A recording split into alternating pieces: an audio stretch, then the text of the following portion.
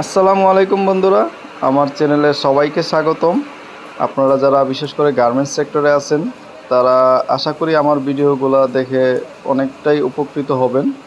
তো এখানে আজকে এই ভিডিওতে আপনারা যেটা দেখতেছেন সেটা হচ্ছে যে একটা গার্মেন্টসে কিভাবে হুল করা হয়, মানে বাটন লাগানোর জন্য আমরা যে হুলটা ব্যবহার করি ওই হুলটা আসলে কিভাবে করা হয় এবং কিভাবে অটো মেশিন প্রযুক্তির মাধ্যমে একটা লুক দৈনিক 250 ঘন্টায় 250 পিসের মতো গার্মেন্টে কিন্তু হুল করতে পারে।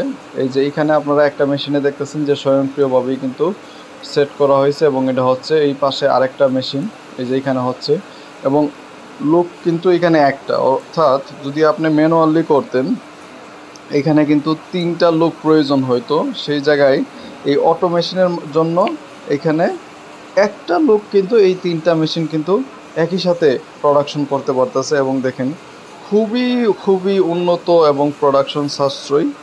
আপনারা ফলো দিয়ে পাশে থাকবেন।